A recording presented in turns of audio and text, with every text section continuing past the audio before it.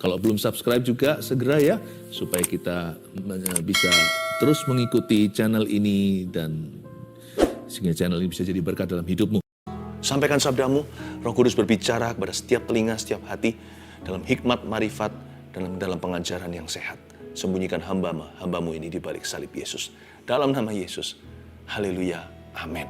Siapkan hati, siapkan Alkitab Anda terutama, dan juga catatan untuk menulis rema-rema dari Tuhan. Tapi karena ini akhir pekan, saya ingatkan besok kita ibadah online masih ada. Meskipun onsite di gereja kami sudah jalan. Anda lihat di depan sana gms.church/streaming. Jangan lupa untuk mengisi hati Anda dengan hadirat Tuhan dan firman.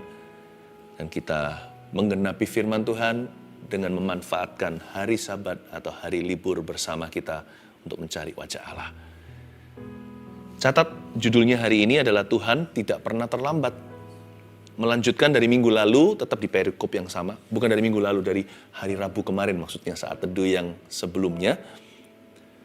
Saya masih bicara di perikop yang sama, cerita tentang Lazarus dibangkitkan. Betapa kaya kejadian ini. Ada banyak sekali prinsip-prinsip sorgawi yang kita bisa pelajari.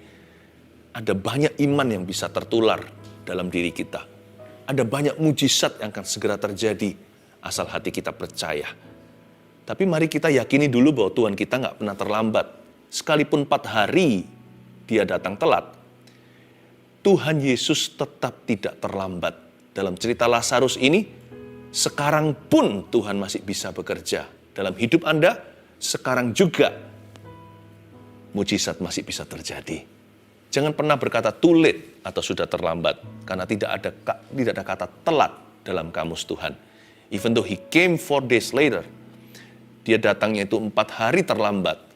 Seolah-olah everything is too late, segala sesuatu sudah lewat. Tapi ternyata dia datangnya malahan on time dalam rencana Bapaknya. Malah tepat waktu nih ceritanya. Ayat 17 kita baca sekarang.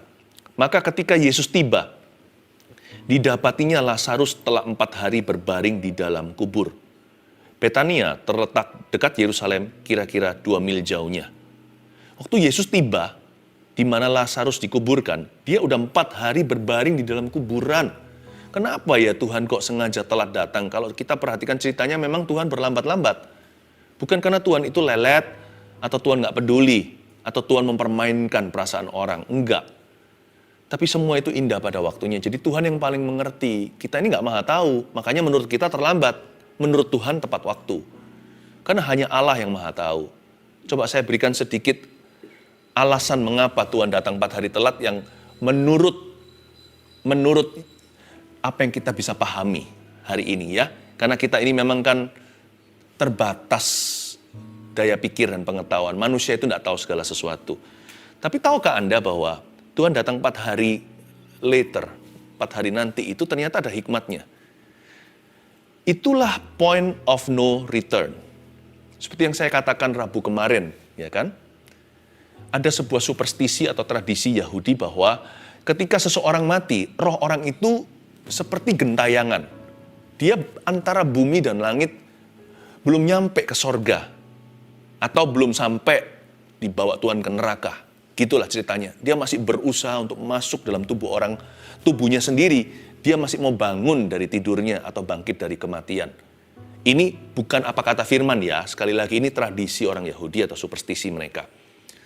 Jadi setelah 3 hari, roh tersebut baru pergi forever.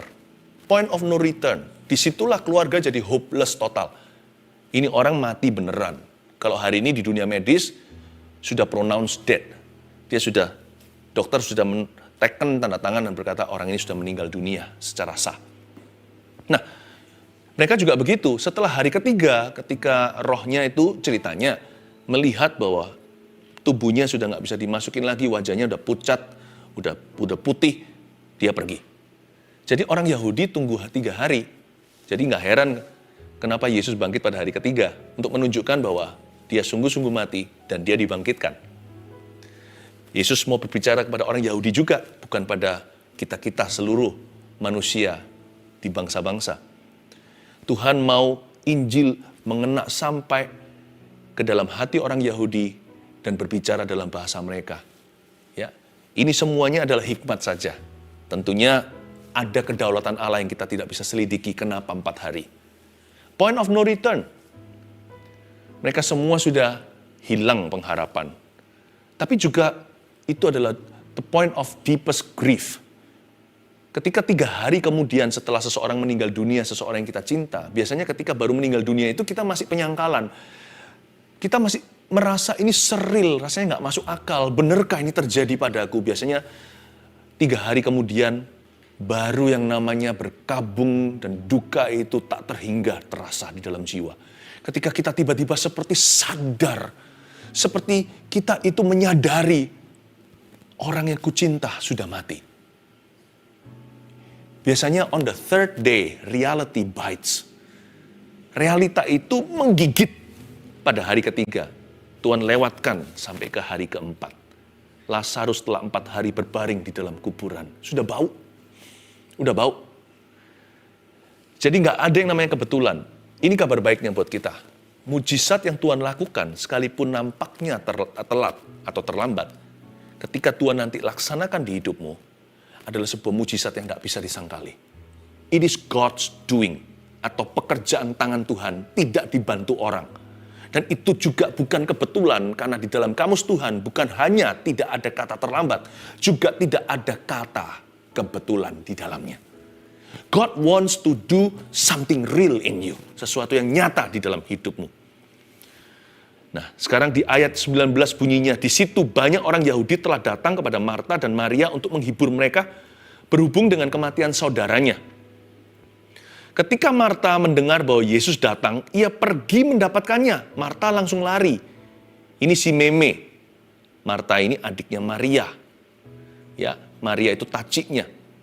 Tapi kita nggak tahu apakah Lazarus itu anak tertua atau anak termuda. Si sulung atau si bungsu. Pokoknya sulung atau bungsu, kehilangan mereka terasa banget. Kalau kehilangan adik yang paling kecil kan kehilangan baby in the family. Kehilangan koko yang paling tua kan kehilangan tudung rasanya. Ketika Marta mendengar bahwa Yesus datang, ia langsung pergi mendapatkannya. Tetapi Maria tinggal di rumah. Maria sebagai taje, sebagai cici yang paling tua, dia betul-betul terpukul sekali. Dia tinggal di rumah, ini seperti suatu postur berduka. Dia nggak berkutik, dia nggak bisa, nggak kepingin kemana-mana lagi. Hatinya gelisah setengah mati. Kayaknya mau mati sama si Lazarus, kalau bisa ikut di kuburan bersama dengan dia. Ayat 21. Maka kata Marta kepada Yesus, Tuhan, sekiranya engkau ada di sini, saudaraku pasti tidak mati. Coba perhatikan kalimat ini. Tuhan, sekiranya engkau ada di sini, saudaraku pasti tidak mati. Kedengarannya seperti ada sedikit rasa kecewa di dalamnya, diselipkan dalam kalimat tersebut. Anda kerasa nggak waktu dia berkata, if you were here earlier, kalau engkau datang lebih dini, Lazarus pasti nggak mati. My brother itu pasti masih hidup hari ini. Why did you come late? Kenapa kau datang telat? Kenapa engkau tiba terlambat? Tuhan, sekiranya engkau ada di sini, saudaraku pasti tidak akan mati. Memang dia nggak kepahitan atau Marta juga tidak berani kurang ajar terhadap Tuhan Yesus. Dia dengan hormat sih. Karena itu kan kemurahan, bukan haknya dia. Dia ngerti. Dia hanya mengandai-andai. Sebenarnya, tahu nggak? Ada banyak sekali kesedihan dan stres dalam hidup kita itu bukan berdasar fakta. Tetapi berdasarkan imajinasi what if. Andaikan, sekiranya. Kata-kata itu nggak selesai-selesai. Seperti kita itu menggali sumur, seperti kita itu digging the wells of supposition dalam bahasa Inggrisnya. Seperti seolah-olah kita itu menggali sumur, I suppose, andaikan, jikalau, seandainya, sekiranya. Orang yang selalu pola berpikirnya itu begitu, dia akan selalu minum dari sumur yang dia gali itu, sumur seandainya, sumur sekiranya itu, selalu dia akan minum air penyesalan. Selalu dia akan minum pahitnya sesal hati. Jangan gitu ya pola pikirnya ya. Look forward, look upward, lihat ke atas, lihat ke depan. Seandainya atau sekiranya itu tidak ada akhirnya atau tidak ada akhir kata.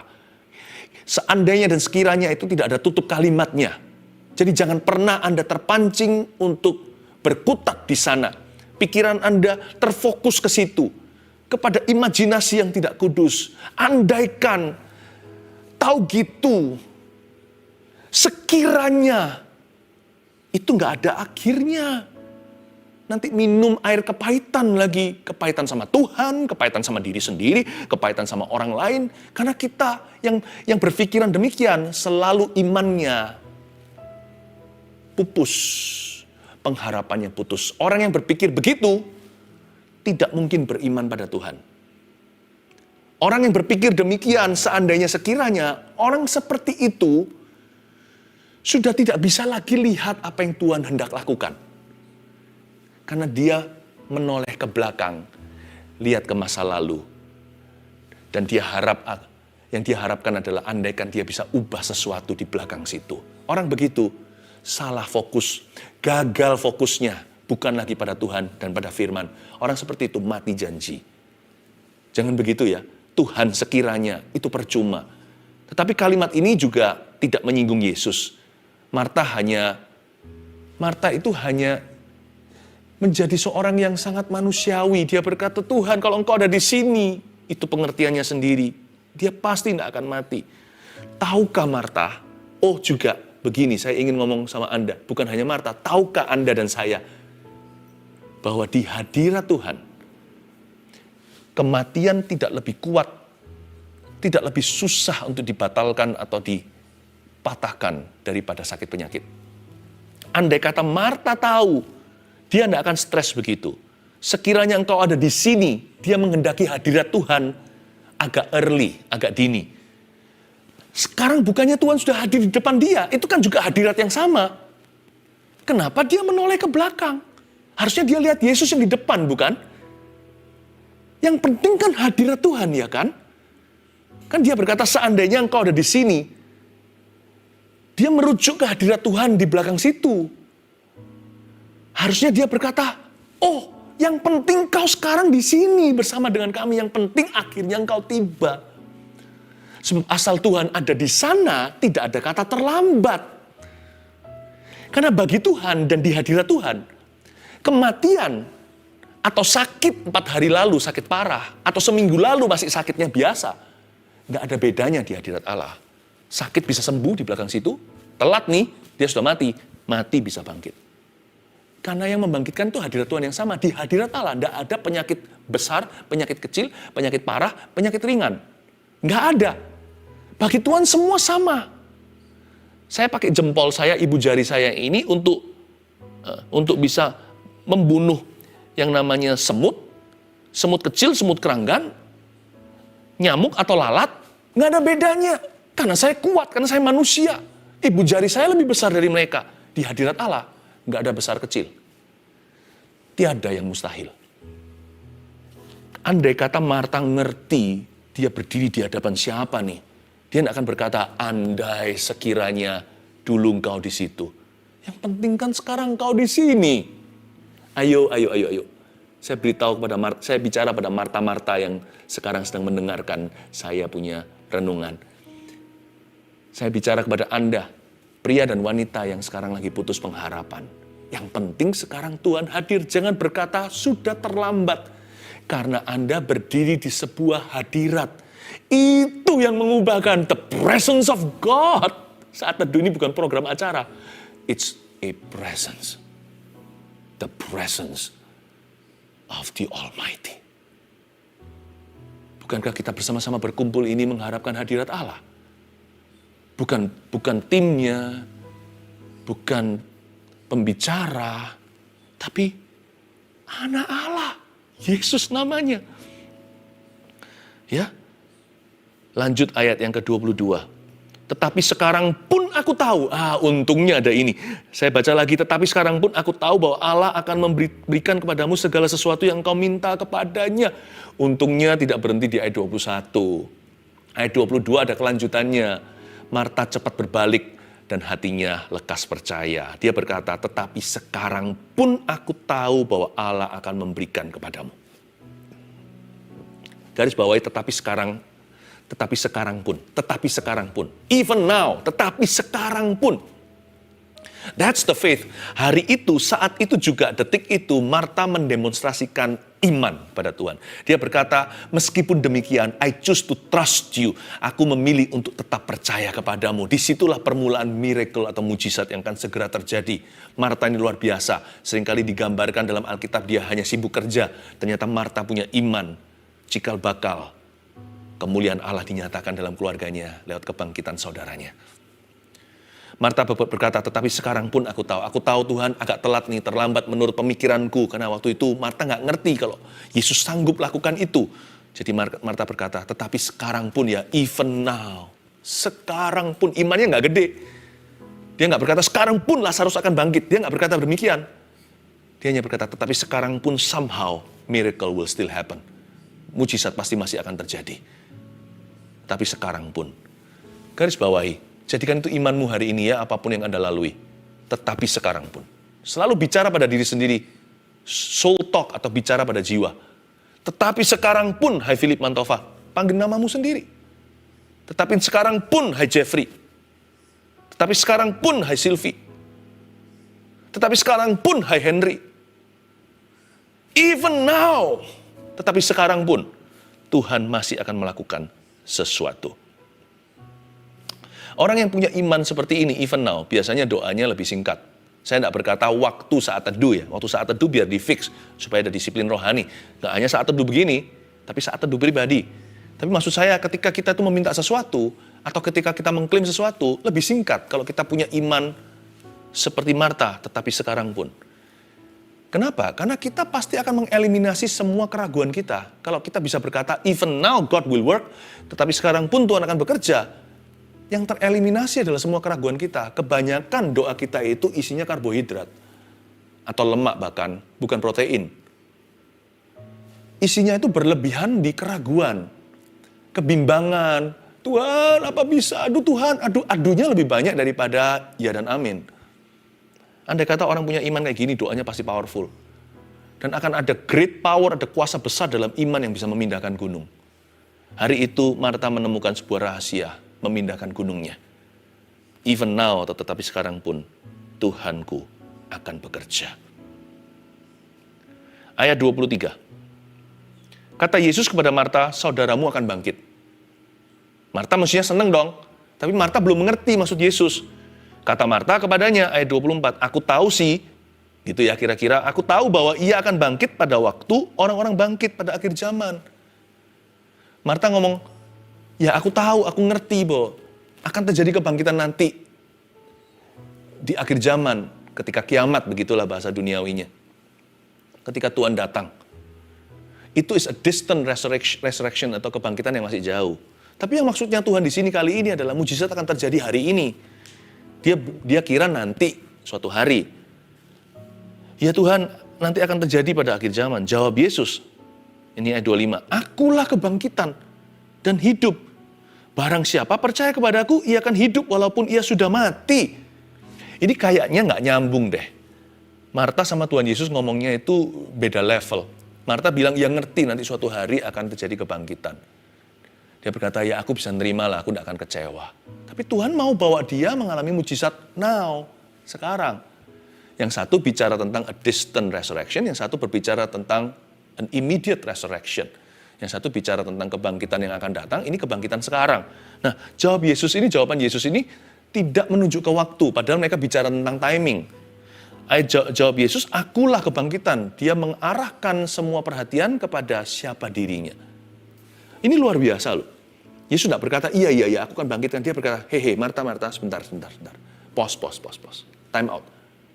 Dia berkata, akulah kebangkitan. Look at me, lihat aku. Akulah kebangkitan, kata Tuhan. Ini hadirat Tuhan. Akulah kebangkitan. Ini powerful sekali, ini luar biasa. Yesus tidak berkata, aku punya kuasa kebangkitan. Dia tidak berkata demikian. Dia juga tidak berkata, nanti aku berdoa pada Bapak, Bapak akan membangkitkan. Dia tidak berkata demikian. Dia berkata, akulah semua itu. Sejujurnya, akulah kebangkitan itu.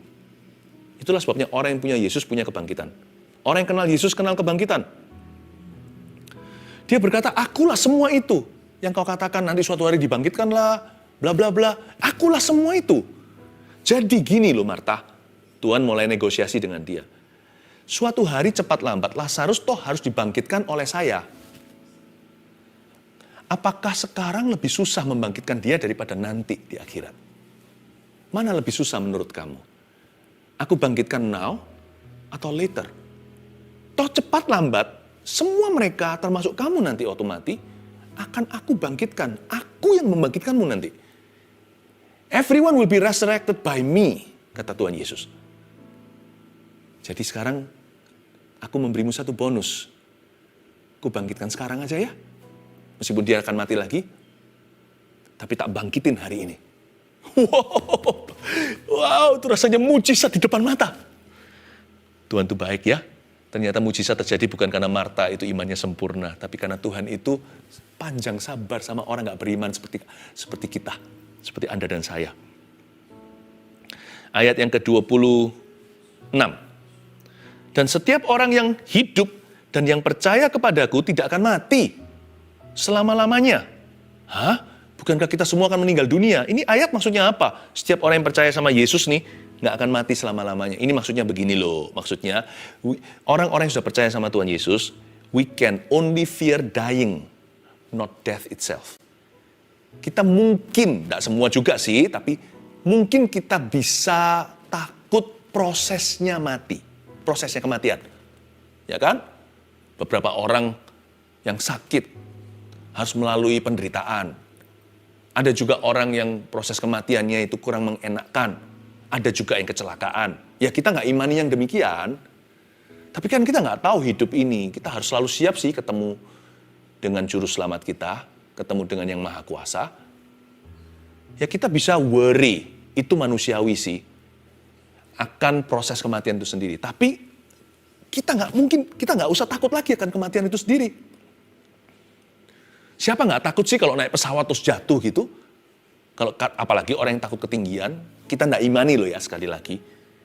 Tetapi kematian itu sendiri tidak mengerikan. Karena bagi orang yang sudah percaya sama Yesus dan hidupnya di dalam dia, death, kematian itu bukan lagi killer, tapi usher. Tahu nggak? Kematian itu bukan lagi killer atau pembunuh, pembinasa. Kematian itu bukan lagi teror. Bagi orang yang belum percaya Yesus, kematian adalah permulaan teror. Tapi bagi orang yang percaya Yesus, kematian adalah akhir teror. Hidup di dunia ini penuh teror. Tapi bagi orang yang di luar Yesus, permulaan teror itu has just begun. Baru ronde 1. Jadi kematian bukan killer, kematian itu ushering me, meng-usher kita masuk ke dalam sukacita Bapa selama-lamanya. Oh haleluya, itu yang dimaksud dan setiap orang yang hidup dan yang percaya kepadaku nggak akan mati selama-lamanya. Ayat 27. Lalu sebelum ayat 27, ayat sebelumnya, kalimat sebelumnya, percayakah engkau akan hal ini? Langsung Tuhan ending, akhiri debat. Tuhan tidak tertarik dengan perdebatan. Makanya Tuhan langsung berkata, kamu percaya nggak? Udah gitu aja. Make it simple, ya atau enggak. Tuhan tidak membutuhkan imannya Marta, tetapi Tuhan sedang mengajak dia untuk kerjasama supaya dia bagian dari cerita kemuliaan Allah, bukan dari cerita orang yang nggak percaya lalu Tuhan buktikan salah. Karena itu Tuhan terakhir berkata begini dari hati kasih, percayakah engkau akan hal ini? Mengakhiri segala debat. Marta, ada banyak hal nggak bisa masuk rasiomu, bukan berarti tidak pakai akal budi loh ya. Satu titik kita harus berkata, I believe, even though I don't see. Sekalipun aku nggak melihatnya, aku percaya. Dan puji Tuhan, endingnya bagus. Ayat 27 bunyinya begini, jawab Marta, untungnya, ya Tuhan, aku percaya. Ya Tuhan, aku percaya, itulah resepinya kemuliaan Allah. Bahwa engkaulah Mesias anak Allah, dia yang akan datang ke dalam dunia. Lalu tak lama kemudian, bangkitlah Koko atau adiknya si Lazarus itu. 3 poin sederhana saya berikan kepada Anda. Dari rangkuman yang kita bahas ayat per ayat, Tuhan gak pernah terlambat.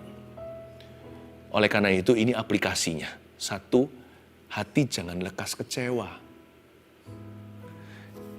Katakan pada dirimu sendiri, siapa tahu mujizat masih akan terjadi. Siapa tahu sebentar lagi. Jadi jangan lekas-lekas kecewa. Hati itu jangan gampang berkata, aku kecewa sama Tuhan. Karena Tuhan kita tidak pernah terlambat. Sekalipun dia datang telat.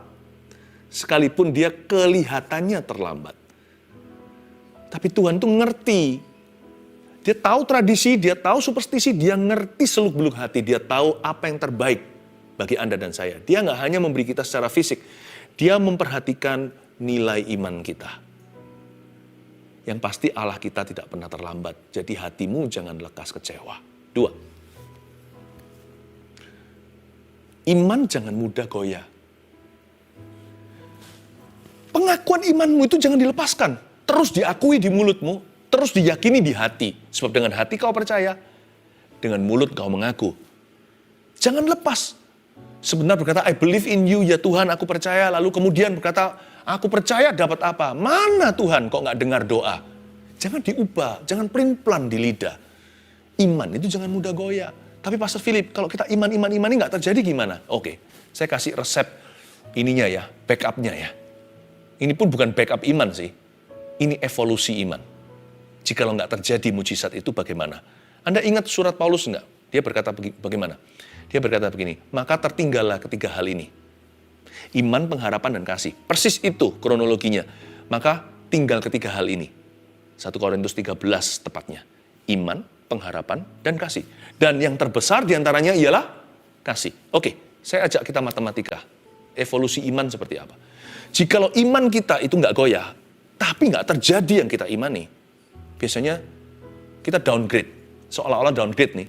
Kita silang iman, tinggal pengharapan. Kita berharap ya semoga Tuhan menggantikan. Atau semoga Tuhan masih kabulkan. Iya kan? Tapi kalau masuk surga jangan semoga-semoga. Itu kepastian.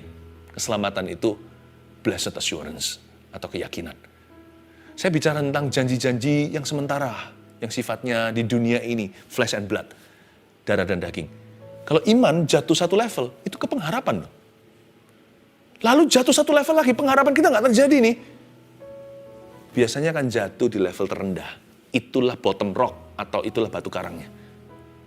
Kasih tanpa syarat.